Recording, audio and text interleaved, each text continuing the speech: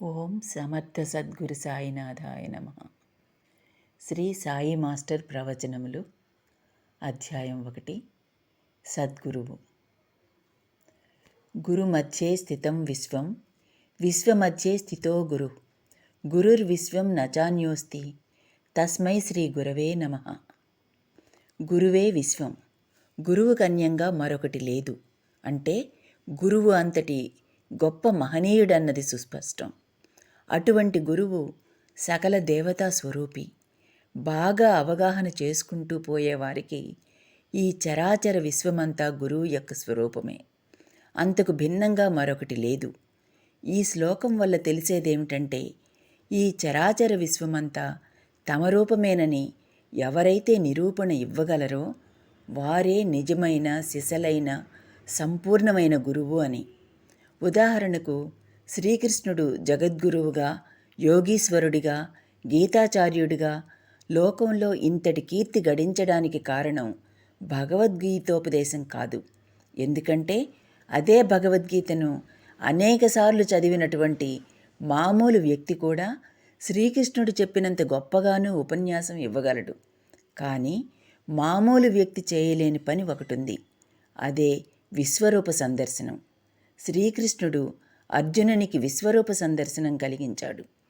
తాను చెప్పినదంతా నిజమని నిరూపించాడు. ఆ పని మామూలు వ్యక్తి ఎలా చేయగలడు? తాను చెప్పినది నిజమని అర్జునుడికి అనుభవపూర్వకంగా నిదర్శనమిచ్చాడు శ్రీకృష్ణుడు. ఈ సృష్టి అంతా తన రూపమేనని చెప్పాడు. అప్పటిదాకా శ్రీకృష్ణుడు ఎంతగా చెప్పినా ఏమిటబ్బా ఇట్లా చెప్పాడియేనా అని అర్జునుడికి అనిపిస్తుంది. కానీ విశ్వరూప సందర్శనం అయ్యేసరికి అర్జునునికి అప్పటి వరకు తాను చెప్పిన విషయాలు మొత్తం, అంటే విశ్వరూప సందర్శనం ఇచ్చేటప్పటికి ఎన్ని అధ్యాయాలు గీతలో ఉన్నాయో అన్నీ సమన్వయమై, అనుభవమై, దర్శనమయ్యాయి. అదే కృష్ణుని యొక్క గొప్పతనం. అందువలననే ఆ విషయంలో శ్రీకృష్ణునికి సాటి ఎవ్వరూ లేరు. మరలా అదే విషయం అంత సంపూర్ణంగానూ పామరులైన మానవులకు కూడా ఈ విశ్వమంతా తన రూపమేనని అనుభవపూర్వకంగా నిరూపించిన వారు శ్రీ షిరిడీ సాయినాథుడు. ఎంతోమంది మహాత్ములు వచ్చారు, పోయారు. ఇందులో ఎవరు ఎక్కువ ఎవరు తక్కువ అన్నది ప్రశ్న కాదు. కానీ మనకు అనుభవపూర్వకంగా నిరూపించడం వల్ల మార్గం సులభమవుతుంది, మన మనసు తేలికవుతుంది. ఏ మహాత్ముడైనా, శ్రీకృష్ణుడైనా, ఏ దైవమైనా చెప్పేది ఒక్కటే: క్షణకాలమైనా విడవకుండా ఎల్లప్పుడూ మనసులో నన్నే చింతన చేస్తూ ఉండండి. గుర్తుపెట్టుకోండి, మీ క్షేమ సమాచారాలన్నీ నేను కనిపెడుతుంటాను అని. భక్తుల యోగక్షేమాలు వహిస్తానని శ్రీకృష్ణుడు చెప్పాడు. అదే సాయి కూడా చెప్పారు. ఎంతమంది మహనీయులు వచ్చారో అంతమంది ఇదే మాట చెప్పారు. ఎంతమంది చెప్పినా ఒకటి మాత్రం మన వల్ల కాదు. అదేంటంటే అంతా ఆయన రూపమేనని అనుకోవడం. కుక్క కుక్కగా కనబడుతుంటే, మనిషి మనిషిగా కనబడుతుంటే వీళ్ళంతా ఆయన రూపమేనని అనుకోవడం ఎట్లా? ప్రక్కవారి మీద మనకు ఆగ్రహం వస్తుంది, అనుగ్రహము వస్తుంది. కోపం, అసూయ, ద్వేషం, భయం మొదలైనవన్నీ వస్తుంటాయి. కానీ ఇవన్నీ కలిగించేటటువంటి మానవాకృతులన్నీ పరమేశ్వరుని రూపమని అనుకోవడం ఎట్లా? ఇంట్లో నిశ్చలంగా కూర్చొని భగవంతుని కోసం ధ్యానం చేస్తూ ఉంటే ఎంతో ప్రయత్నం మీద ఆ ధ్యాన మందిరంలో కూర్చున్నంతసేపు భగవంతుడి మీద మనసు నిలిస్తే నిలిచియుండుగాక, కానీ ఎల్లప్పుడూ నిలవదు. ఉదాహరణకు ఒకడు ఆ ప్రయత్నం చేస్తూ ఉంటే ఇంట్లోని పిల్లవాడు వచ్చి విపరీతంగా అల్లరి చేశాడనుకోండి, వాడి మీద కోపం వచ్చి వాడిని చావబాదాడనుకోండి, అప్పుడేమైందన్నమాట? అంతకుముందు వరకు తను చేసే ధ్యానంలో అతడు ఈ ప్రపంచంలో ఉన్న నామరూపాలన్నీ నీవేనయ్యా అని నమస్కారం చేసుకున్నాడు. వెంటనే ఆ పిల్లవాడిని పట్టుకొని చావబాదాడు. అప్పుడు ఎవరిని పట్టుకొని చావబాదినట్లు? ఒకవేళ బాధకపోయినా తీవ్రమైన ఆగ్రహం వచ్చి ఈ ఇల్లు నరకంరా అన్నాడనుకోండి, అప్పుడేమైంది? ఏ పరాత్పరుడు తన చుట్టూ ఉన్నాడో, అన్ని రూపాలలోనూ ఉన్నాడో అదే వీడికి నరకమైంది. అంటే జగత్తు రూపంలో బ్రహ్మం ఉంది. సర్వం కల్విదం బ్రహ్మ. కానీ మనస్సులో నరకమే ఉన్నదని అర్థం. చూడగలిగే వాళ్ళకి అదే భగవత్ స్వరూపం, చూడలేని వారికి అదే మామూలు గృహం, చికాకులో ఉండేవారికి అదే నరకం. మన దృష్టిని బట్టే అంతా ఉంది. కాబట్టి మన దృష్టి మారాలి. పూజా గృహాలలో నుంచి యువతలకు రాగానే నిత్య జీవితంలో అవతల వారి పనుల వల్ల, మాటల వల్ల రాగద్వేషాలు ప్రకోపిస్తాయి. అందుకని మనం గుర్తుపెట్టుకోవడం కోసం మనం చేసే ప్రయత్నం వెంటనే ఎగిరిపోతుంది. వాడిట్లా చేశాడు, వీడిట్లా అన్నాడు అని ఇదే జాబితా చదువుతుంది మనస్సు. మనం ఇంక దైవాన్ని గుర్తుపెట్టుకునేదెక్కడా? కనుక ఇది మానవ జాతికి అంత సులభం కాదు, అంత తేలికగా రాదు. ఇది మామూలు మానవులకే కాదు, గొప్ప గొప్ప ఋషీశ్వరులకు కూడా చాలా కష్టమైన విషయం. ఆ ఋషీశ్వరులు మామూలు కార్యక్రమాలన్నింటినీ మానుకొని అరణ్యాలలో ఉంటూ ఘోర తపస్సు చేసుకుంటూ అంతర్ముఖులై ఉంటారు. ఎంతో ధ్యాననిష్టతో తపస్సుతో పైకి వచ్చిన మహనీయులు కూడా ఏ కారణం చేతనైనా ఆ తపస్సులోంచి లేచి యువతలకు వచ్చిన క్షణాలలో వారి మనస్సు చంచలమవుతుంది, పక్కకే పోతుంది. ఒకరికి కామం వల్ల కావచ్చు, మరొకరికి మరొక కారణం కావచ్చు. ఆయా పనుల ద్వారా వారి తపస్సు వ్యర్థమైపోయి మరలా తపస్సు చేసుకోవడం అనే కర్మ పట్టడం మన పురాణాల్లో చెప్పబడ్డది. ఒక ఋషీశ్వరుడు తపస్సు చేసుకుంటున్నాడు. ఎవరో ఏదో చేశారు. వారికి ఆగ్రహం వచ్చింది. ఒరేయ్, నీవిట్లా అయిపో అని శాపం పెట్టాడు. ఆ శాపం రూపంలో, ఆగ్రహ రూపంలో వాడికి పతనం వస్తుంది. అప్పుడు అవతలి వాడికి కూడా కొద్దో గొప్ప సామర్థ్యం ఉంటే వాడి తపస్సుతో వాడు శాపం పెట్టాడు. అప్పుడేమైందన్నమాట? వాడి శాపం తీరేదాకా వీడా శాపఫలాన్ని అనుభవించవలసిందే. అప్పుడు ఇంతకుముందు చేసిన తపస్సంతా వ్యర్థమైపోయినట్లే కదా. ఇదంతా ఎందుకు చెప్పానంటే, అంతటి మహాత్ములకే, తపస్సులకే అంతర్ముఖులై నిశ్చలంగా అదే నిష్టలో ఉండడం సాధ్యపడలేదు. కాసేపు తెరిపి కోసం బయటకొస్తే ఆ కాసేపట్లోనే బోల్తా కొట్టిపోయిన వాడే ఉన్నాడు. తపస్సు భగ్నమైన వాళ్ళు ఉన్నారు. అది అంతటి కష్టమైన పని.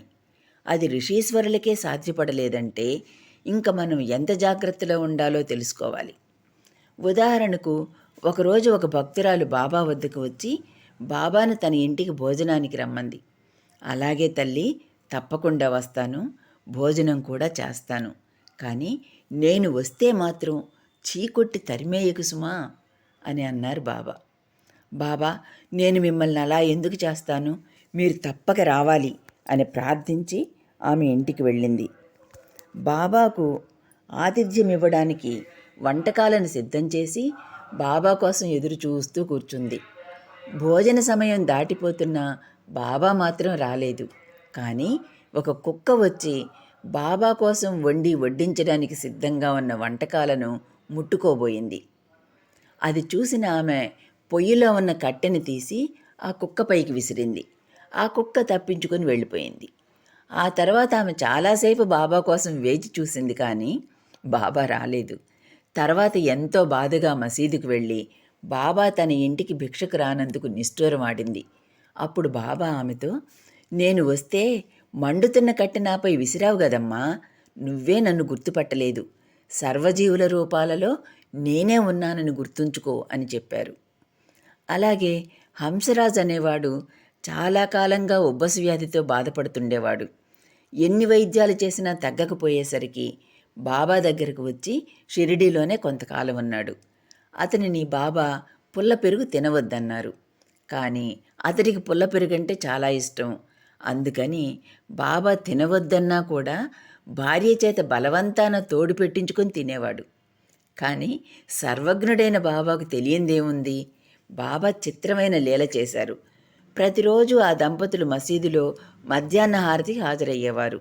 వారు అక్కడికి వచ్చిన సమయంలో ప్రతిరోజు వీళ్ళ రూంలోకి ఒక పిల్లొచ్చి పెరుగు తినిపోయేది. మొదటి రోజు అలా జరిగేసరికి పొరపాటు అనుకుని అన్ని జాగ్రత్తలు తీసుకున్నారు.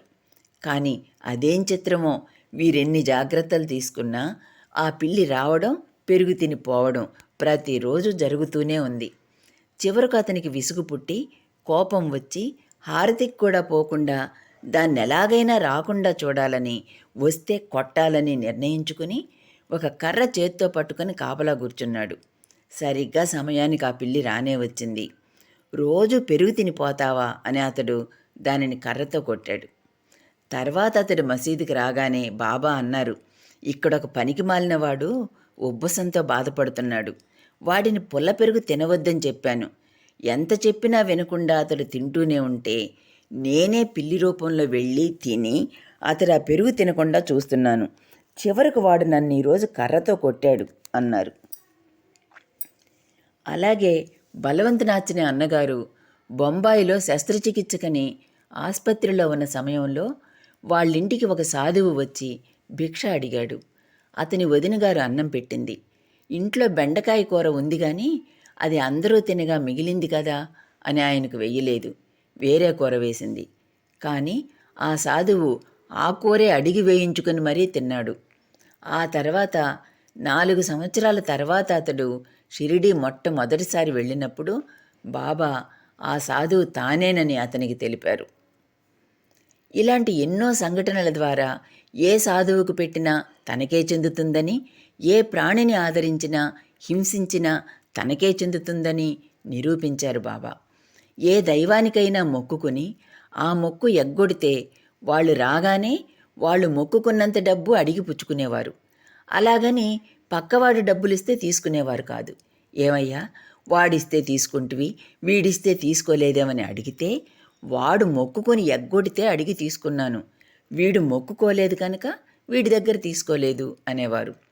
కాబట్టి ఏ దేవతకు అర్పించినా తనకే చెందిందని, చివరకు మానవ మాతృని కూడా ఏ విధంగా చూసుకున్నా కూడా అది ఆయనకే చెందిందని భక్తులకు అసంఖ్యాకంగా అటువంటి అనుభూతులను ఇస్తూనే వచ్చారు.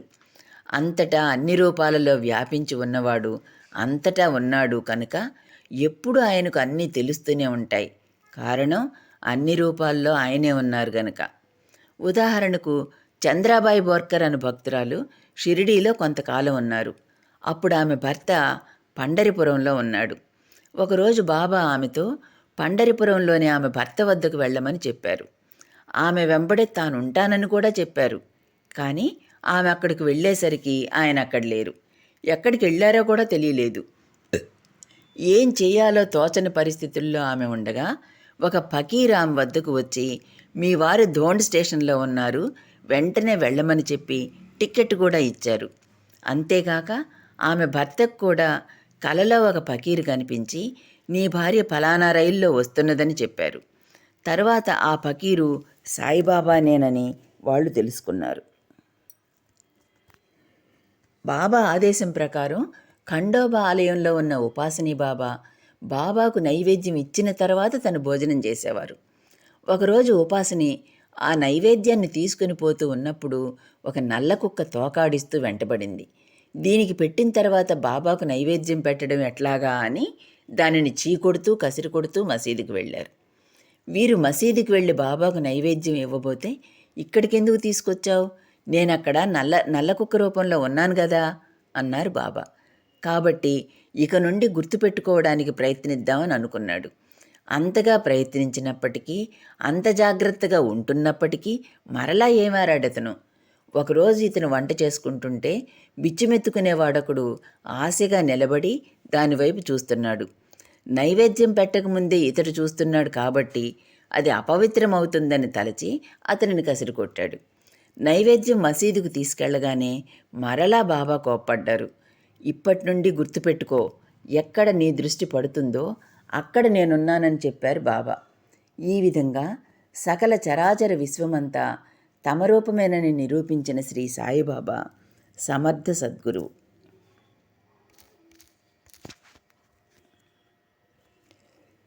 1వ అధ్యాయం సమాప్తం. ఓం సాయిరాం.